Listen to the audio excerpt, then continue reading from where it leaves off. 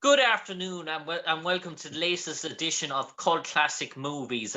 This week, our feature movie, we're going back into the vault, back roughly 20 years ago, 21 years ago to be precise, the 1999 movie classic Double Jeopardy. A real sort of a blockbuster movie at the time featuring Tommy Lee Jones, Ashley Judd, Bruce Greenwood, and our special guest this evening, Jay Brazeau. Jay, 21 years ago in British Columbia and New Orleans, you got involved in a gig called Double Jeopardy. Did you think maybe 21 years later that we'd be talking about such a movie and such a film? And even to this day, reruns are every single year all across the world.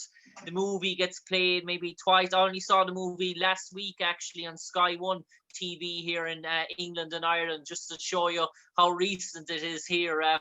So to be involved in a movie like that, did you think yourself at the time you hit pure gold? No, I can tell you, even the director, Bruce Beresford, even said, I ran into him at what was it, the Vancouver Film Festival. He said, "Hey, Jay, that movie, I can't believe it actually made money." you know. So it's one of those kind of things you never really know. I think it sort of came at the right time. All the guys wanted to see the kind of Tommy Lee Jones thing on a Friday night, and all the women wanted to see a nice maybe story about a woman being, double jeopardy, I guess you'd say, with Ashley Judd. So having that combo suddenly worked really well, and suddenly it became a big hit. You never know with these things. It's crazy.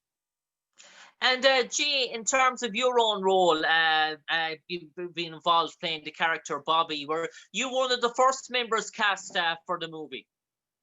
It was really, really crazy, 'cause they do a lot of kind of films up here in Canada and stuff like that.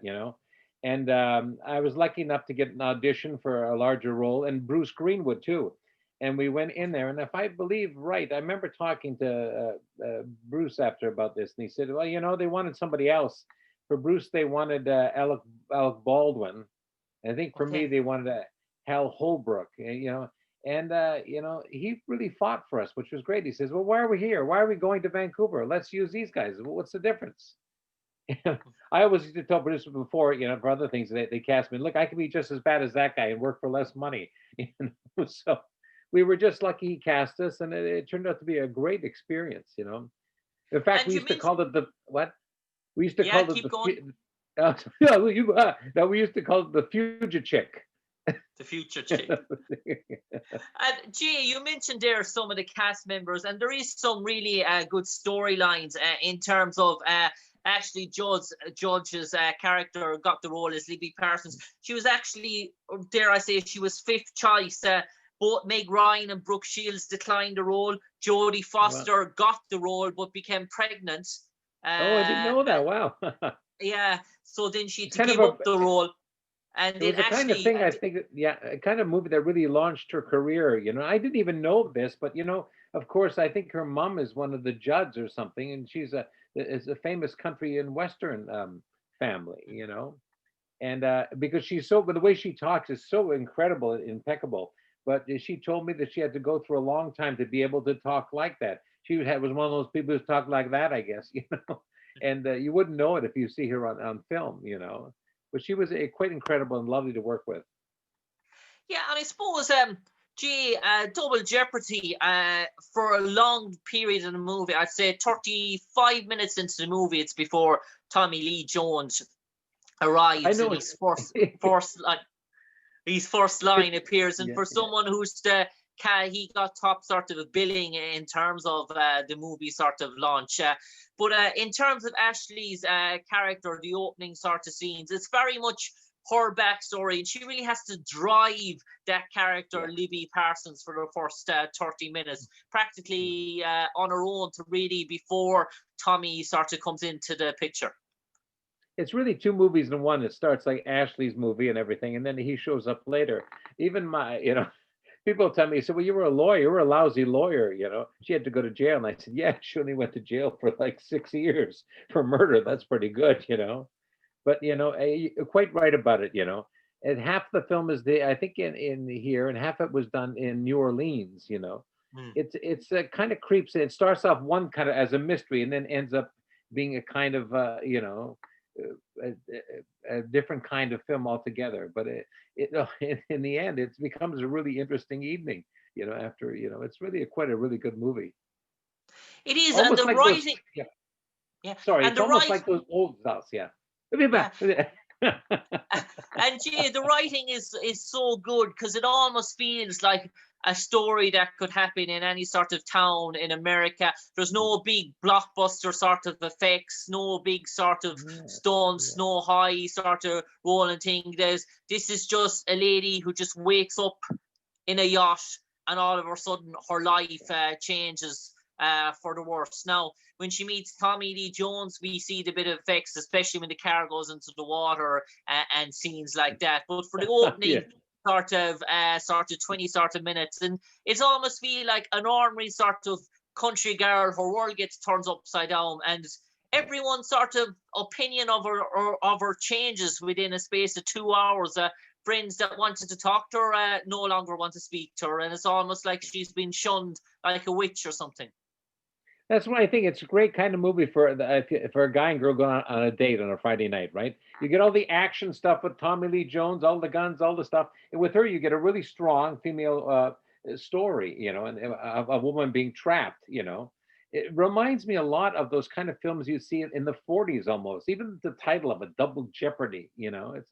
It's one of those things that sort of snuck up on people and was discovered by people, and it just became quite the film.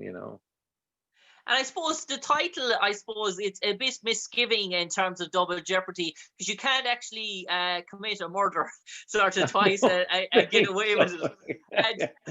Obviously, she could have got done for numerous crimes in terms of concealing a weapon, a Yes. weapon on charge, being in possession to kill and stuff like that. So there's an awful lot of other misdemeanors she could have been brought up in, and so it sort of gave the thought process, and people started thinking, was it actually possible? Could you sort of Yeah. do something? Now, God forbid, but it just in terms of a morale sort of issue.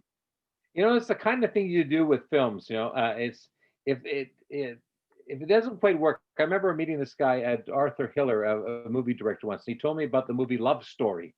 The movie Love Story doesn't quite make sense when the character Ryan Neal is visiting his girlfriend who's dying. The place he goes to, it doesn't make sense logically and everything. But he says if the emotion is strong enough, he says the audience will forgive you. And it's true in a lot of cases like this. You could say, yeah, it doesn't really work, the title them, but you get caught up in the film, right? And that's a sign of a really good movie and a really, really good story. Yeah, and I suppose, gee, in terms of your character Bobby, I suppose his main goal, I suppose, was to try and keep that contact between the mother and the kid, Matty, and obviously to try and make a Yeah. scenario the quicker the better she could actually be reunited with her son. And was that the sort of thinking? The goal was to try and reconnect the mother to her child, her obviously her offspring, and to try and see what was the best outcome that could lead to her being reunited so quickly. Obviously, she went to jail, but did the character, your liar character, feel at the time that he did all he could for her? Oh, I think so. I think the interesting thing about it, he was part of the. They start off at a sort of party there at the as the movie begins, and he's sort of a friend of the family, right? A friend of Hmm. both people, right? And he's in the beginning, yeah, he's the first one I think who shows up to her and says, I'm sorry," and, Yeah. just before the cops arrive and they take her away. And that's but you really need somebody on her side on the outside to sort of set up, I think, the whole mystery of the play. You need Hmm. to, I mean, otherwise it could be a 4 hour film about just dealing with what it was like being in jail for 7 years. So you need that person to sort of set that up. And it was a great part for me because the thing really starts when she gets out of jail, when she gets that phone call, right? I think it's the phone call and she hears that Yeah. in the back or something. She thinks she hears Yeah. something, and that's where it Yes. really Right. starts, right? So you have this prep and everything. It's like starting one movie and then going into another one, right? Hmm. So I'm And sort of dropped out of it, but Tommy Lee Jones arrives, so there we go. And Jay, I suppose in terms of the movie, you were on set in terms of the filming. One thing that struck me was there extra sort of material that was probably cut or dropped out of it that it sort of didn't make the sort of final cut? I'm just thinking about the Angie sort of character, her death and how she died. Was there a scene that's almost played out her death, or was that ever on the cards, or was that just written into the script, or was there ever scenes where it showed that she died or something like that? Oh, this was the Annabeth Gish part. This is the. Oh, you're The talking about the the girlfriend. yeah, the girlfriend who took on the role of Mattie's mother, had the affair with Nick. The girlfriend. It's like all those things, that those old style of films. There's always somebody. Well, there was always as another woman involved or something. You need that relationship or something. But he's such a hole, you know, a jerk, right? So he does. She's sort of half good, but not half. How can I describe her character? She's just a person who gets caught up in the whole thing, right? And but she is part of the in order to make all the other things work, right? I think I'm trying to look back now. He does kill her, doesn't he? He does kill He Annabeth does, but Gish. the scene is it's not shown in the movie. I was wondering, No, was it's the not film shown. Yeah. well, was the scene actually shot? You don't actually know that, or No, I don't know it. the I don't remember it actually from being in the script or something. okay. I think it's just when that They ride just starts mentioned her going, death. when that car starts going at 90 miles an hour with Tommy Lee Jones, it just sort of takes up, but basically it becomes about him, Bruce Greenwood, and Tommy Lee Jones and her, right?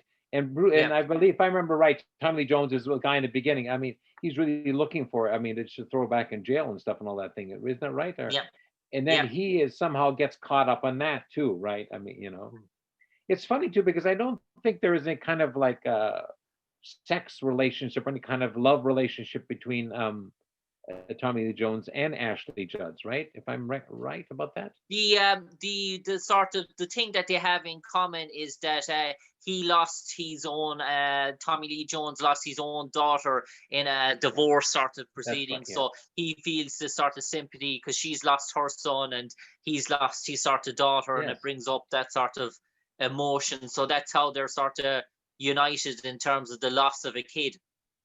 It's the thing about a woman will do anything, anybody, a father, to bring up their daughter, their son back, right? And that's what it becomes. I think that's the thing when she finds out. It doesn't mean anything. All the other stuff that went forward is an asshole. What he's done, whatever all these spent time he's been in jail. She wants her daughter back, right? Mm. And I And suppose, yeah, that's the thing Jay, I think that Tommy Lee Jones sees too, in her. yeah, and I suppose, Jay, in terms of 1999, when the movie came out, did you almost were you sort of taken back by the sort of reaction? I mean, it got nominated for a good few awards. It got a prime time sort of viewing. It sort of its airing did very well all over the world. And did you feel at the time that this was maybe a movie that might stay in the public highlight for maybe a month, 2 months, and then something else would come along and it sort of disappear? But it sort of seemed to a movie that sort of stayed the course, and that's what we bring up, a cult classic movie, a movie that stays the course. 10 years, 20 years is constantly being shown and shown. It's not one of those Yeah. movies that has a period of 2 or 3 weeks, a month of real good viewing, and then it slowly gradually disappears and it gets lost somewhere in a library, as the saying goes. You can have all the best actors, the best directors, and all that in a movie and think this is going to be a blockbuster, or thinking it will, and then it just flops. I mean, I was in the Watchmen, for example, thinking it's so excited, this is going to be great and everything. Even at the time, the director said he wrote extra scenes for me because it says we're going to be doing this movie and we're going to show it. Then we're going to do a special 3.5 to 4 hour movie with all the extra stuff shown. And something happened. It just didn't work, or the audience didn't buy it, or maybe a lot of these films too are done are rediscovered later. It's interesting how things happen, but that seemed to be out at the right time, and people have sort of found it, right? Even the Bruce himself could not believe how successful the film was. just you know, sometimes you're lucky enough to be in these other films, and some things you're not. It's a flip of the coin, you know. And Gia, did you see a sort of kick into action for you as well? I know you were a very prominent actor with an illustrious sort of career and a good body of work. But did you see after '99, after Double Jeopardy, for the next 1 or 2 years, that probably an awful lot of projects come your way after it? Did you see an increase of auditions, Well, increase in sort of?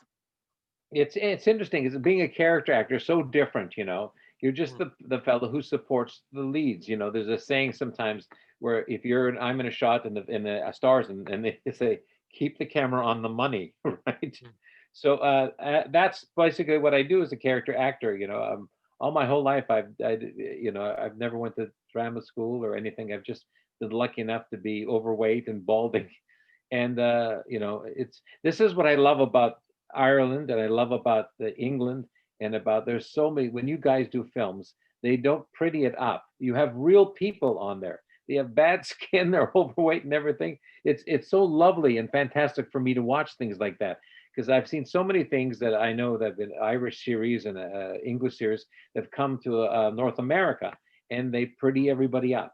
Everybody's 30, you know, they're in a small town. I forget that like Cedar Cove or something like that, or is based on some other thing. And then they're all under 30. The sheriff's under 30. The old doctors, usually played by me, is under 30. Everybody's even all the background people are under 30, and it just isn't real anymore. But mm. you know, that's why I love watching the films. You know, from Ireland, you know, some and films from London and you know, Scotland. It's just I just you know, it breaks my heart to, you know, this. I wish we could make films like those small films. You know, in a sense, Double Jeopardy is kind of a small film, but it's a Mm. take on off to again to the old days of just having a really good story and people just you know following through. You know, it happens. You're very lucky to be, and then actually when you do something like that, it does make a difference. Oh, this fella's just in Double Jeopardy. He's here, and it's great. But you know, I'm lucky. My career goes up and down and down. Just for example, in February, I quit acting because Okay. there was a talk about what was happening with the COVID, and there wouldn't be a lot of older actors because everybody would be frightened of getting COVID from them. There wouldn't be a lot of extras. There wouldn't be a lot of you know, all this thing was going to be happening, and then all of a sudden in September, I got a call, and before I knew it, I had two movies back to back and a television series, and it was, and I've just finished that off the series, but it's just one of the weirdest things, you know. Mm. But Uh, they seem to be back to doing films again, and being on a movie set for me, I was that's the other thing about the whole COVID experience, right? I didn't know if I wanted to go back if it was safe enough, but when I went on the movie set, there were the safety things. There were like three or four people, doctors who were there watching you, making sure your mask was on all the time, making sure that if you would do it, you would rehearse with the mask on, you take it off for the mm. shots, put the mask back on. If you touch something, they'd spray your hands right away. It was safer than going to oh, what's like? Do they have Costco's down in Yeah, Ireland or in kind of big your Aldi's biggest and Lidl's. Yeah, yeah, Littles. good stuff. It was safer going to a movie set than going to those stores, you know. But so I'm lucky. I mean, I've been in some good films, like little films like Best in Show or things like that that have done very well, and it's just nice, you know, when people get to see. But my heart is always in the independent filmmaking. If I have a chance, I'll drop everything, even if I work for free, to be able to push those films because the world is run now by four companies, Disney or whatever it is, you know, and their stuff and I don't know about you, but I just can't watch any more of those superhero movies. I can only see the Statue of Liberty be Marvel. Yeah. blown up so many times, or so many cartoon movies. So I look for just a good story. That's what it's all about, you know. Peaky. What is Peaky Blinders? Is that Peaky it? Blinders. Peaky Blinders. Oh my God! Can you believe that? I just loved it. You know. You know. Gee, in terms of Double Jeopardy, in terms of the premiere for the movie, was Yeah. that you? I imagine as a cast that in terms of a Double Jeopardy, you're probably wanted for the days of sort of shooting, and in other days that you probably other cast members are wanted. So there's probably Yeah. sometimes, unless you're the main star, there's probably not real interaction between the whole sort of cast. So in terms of Tommy Lee Jones, was it the premiere that you got to interact, or did you get to interact with him on set for Double Jeopardy at all? Well, that's the thing is I don't really get a chance to go. Sometimes I've gone to premieres, I've been invited and everything, I've go, but I didn't go to that. It was just a case of running into. For me, it's spending a few times. Tommy Lee Jones is Tommy Lee Jones. Okay. What you see on screen, that's Tommy Lee Jones. He's angry some days. He's happy some days. You know, he was a bit angry apparently with this one because they made him shave off his beard. So right from the top, he was a bit pissed off. But he's a wonderful actor. When you're working with someone like Ashley Judd, she doesn't know you. You know, people think that when you do a film, like I've done films with De Niro and Sean Penn, they think we're friends. Hey, Bob, how you doing? Let's go for a drink tonight. But it doesn't work that way, you know, because they must think anyway that you're going to be following them around and stealing their garbage or something, you know, because they, you know, it's when you're in it for a longer period of time, you gain trust. Like one of the great things I had was that she was in the jury scene, right? She had to Yeah. be in a special thing was as the show as it started, right? And so she had emotionally, and she was having trouble, right? So I went up and I said, look, and I said to the director, let's just improvise something here to get us into that. So we improvised the scene for about 7 or 8 minutes, and then I sort of passed it to the next person, and she was in that space of being in. And right after that, I was, oh, you got to come down to Dad's house to visit me. My father, this is my father, because we shared something together, right? Yeah. It's hard for somebody in that situation. It's hard to be a movie star. I wouldn't want to be a movie star. I'm lucky being the fat guy in the back. It's been a great life for me. But it's we're all there doing the same kind of thing, and it's when you have a director, it all depends on the director too. Bruce Beresford was such a wonderful director. All the European directors I've worked with are the people from, I mean, oh my God, Neil Jordan, for example. Neil Jordan, incredible director, incredible person, right? Yeah. And they've been great people because they've been real people, right? They don't And just sit around. Yeah, sorry. And Jay, in terms of Double Jeopardy, sometimes actors really don't like to see the movies they've been involved in as always want the next project. They don't sometimes want to look back. When Double Jeopardy came out in 1999, did you actually get a private sort of viewing? Did you see it yourself for the first time, or was it a few years later, or did all the cast afterwards see it together? When I go see the stuff I've done, is I go to my corner movie theater and I get buttered popcorn and a pop, and I sit down and I enjoy it with everybody else, Yeah. And in fact, with Double Jeopardy, some guy said, I was renting a movie in the store and said, you look exactly like that guy in Double Jeopardy. And I said, do I? He said, do you get that a lot? Yeah, well, I guess I do a lot sometimes, Well, that's cool. So, what do you do? I'm the kind of guy, being a character actor is who is that guy? There's what's his name again, or there's something. And that's for me is a great honor to be recognized as with those other people, those great character actors. Those people help push the story along, the father-in-law, so and so guys. So Jay, an extra movie could come out on a week, and you could be popped down to your local cinema, sit down there beside, and the person could be sitting beside you, and you're looking up, and next thing he can see you on screen, and that's the first time you've seen yourself on screen, and that's the first time he sees you on screen. Oh, in the beginning too, I would sit there and hide my things. Oh, and I did that. Why didn't I do that? What am I looking at? What I have to realize is, is it's not about me, but it's very hard for me to watch yourself because in making a movie, here's the idea of making a movie. It's just the strangest thing.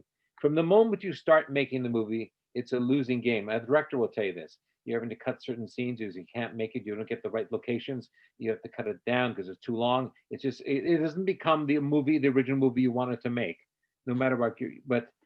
But somehow they get out there and they end up being even bigger than you realize, right? Yeah. But it is a constant thing of having to give up certain things, which makes it really hard. I just watched a movie I did the other night on TV. About half the scenes were cut out. So In the beginning, I was really hurt, but then it's you just sometimes it works out that way, right? And And I you suppose go along with it. in terms of Double Jeopardy, looking back at it now, you mentioned Bruce Greenwood playing Nick Parsons. You mentioned that Yes. sort of friend and numerous sort of roles, and it almost feels sort of weird if Bruce wasn't in the movie, if Ashley wasn't in the movie, and if different sort of characters had got those Yeah. sort of roles. It just felt to me that there was you could sense that connection between Bruce and Ashley. You could sense that sort of connection in terms of Tommy Lee Jones. So it almost felt like fate that the sort of cast Yes. came together, because Bruce and obviously Ashley weren't probably the first choice. Tommy obviously was the big sort of pull. He was always going Yeah. to be in it, but you almost felt that watching it, and I get the sense watching it, if Jodie Foster had been in it, if Meg Ryan, Brooke Shields, great actresses in their Yes. own Yes. right. Let's be honest about that, but it just wouldn't have the same sort of feel to it. Yes, well, I think that we tend to put these people up, but sometimes movie actors are just real people too. They're just nice people. When I'm on the show, I became Annabeth Gish. Annabeth, Annabeth Gish, I think it was. Yeah, and since then I've done 3 films with her, and I've told her the first time I actually worked with her, she was about 12 years old in some kind of monkey Disney movie. So we were in together, and there was this one, and then I just saw her again about 5 years ago. We worked on a movie, and it was her. Now she's a older woman, and she had kids and everything. So those are the great things for me, to be able to run into these people again, and to see them, how their life is, and know that it's you're movie stars, but you're all, being a movie star. If you've got a baby, it doesn't mean anything. A baby's just feed me, change my diaper. I don't care if you got an Oscar. Sometimes we have to it, the fame thing can get you, right. You have to watch out. You have to be able to control this thing, because there's so many people around want things from you. They want to become famous, and then when your career goes a bit down, those people disappear, and you can't figure out why. Is it me? What have I done wrong? But it's just the way it is. You're hot sometimes, you're not hot. Sometimes you're lucky at getting a lot of shows, and then sometimes you aren't. And I mean, every time I go into audition, it's somebody who's looking at you and they're thinking, no, I don't like the way he looks. His skin is a bit bad, or he's kind of choppy. Is this? They're always, you're always being looked at, so it's an interesting sort of thing, and you have to not take it seriously. You have to just know it's just a job sometimes. And I think when you have kids later on, that does that. It changes your whole life. Gee, in terms of Double Jeopardy, the sort of final scenes where Nick meets his death, it's not really a No, dramatic sort of kill scene in terms of special effects, in terms of no, murder. it isn't. It, No, it's an ordinary sort of death scene, but the scene that sort of follows it after, in terms of emotion, the raw emotion when Ashley meets her boy Matty in playing soccer, in the first, and yeah, Benjamin Weir plays that character. yeah. Benjamin Weir, I suppose he probably was only like 10 maybe at the time. He's probably a grown man, of kids now, of his own age now. I But know it must. Isn't that but amazing? These but kids now are all Benjamin's big. the portrayal of emotions, the raw sort of emotions Mhm. when he meets his mother after thinking she was dead for so many years. That's an awful powerful scene for the movie Yeah, yeah, to finish on, and it even dwarfs in terms of the size the death scene. People forget about the death scene. They just watch the yeah, closing images of the movie. It's Matty and his mother, the raw tension, and then your man looking on from a distance and feeling yeah, the parole officer feeling justified, feeling that sense of yeah, relief that he's done the right sort of thing. But yeah, yeah, those, even though Matty's character, he doesn't say any words, his facial expressions are just incredible. yeah, yeah. It's we're so lucky to have Bruce Beresford, from Tender Mercies and all those things, Driving Miss Daisy, the kind of experience, doing a lot of drama. So he was really trusting when you have a director like that. Just do little things like, remember, I'd be doing a scene. He says, "Oh, Jay, that wasn't very good, was it? We can do another one, eh?" Oh, sure.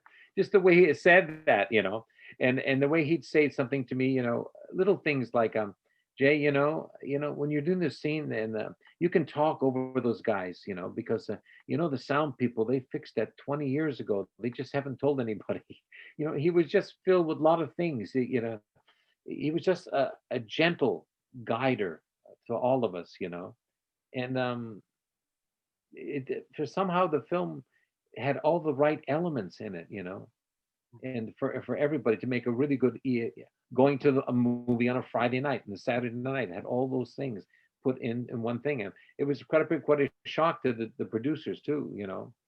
It's I'm really proud of it because it really holds up well. A lot of good Does. performances. Roma, I forget Roma. She was in the film. She was the best friend in jail who helped her out. She's been in a lot of Yeah. films, Roma, and she was an incredible person to work with. And even the little people like the prosecutor. I was the prosecutor. I was defending her.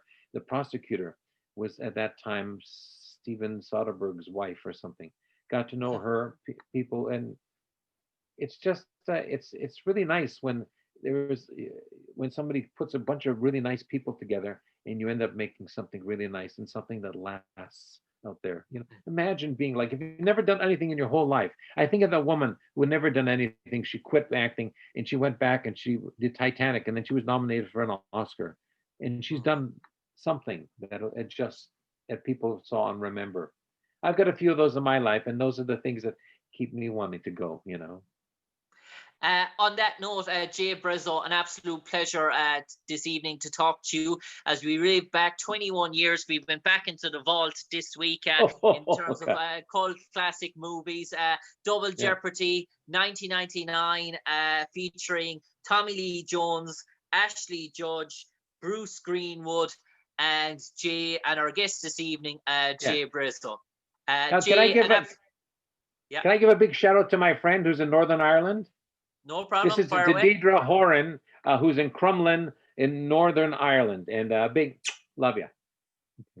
And I love you too, Jimmy. Jimmy, I love you.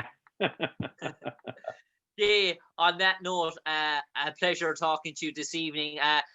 Busy time for you by the sounds of things, and hopefully 2021 is just as prosperous for you in terms of your body of work. And who knows, please God, there could be a Double Jeopardy 2 on the horizon.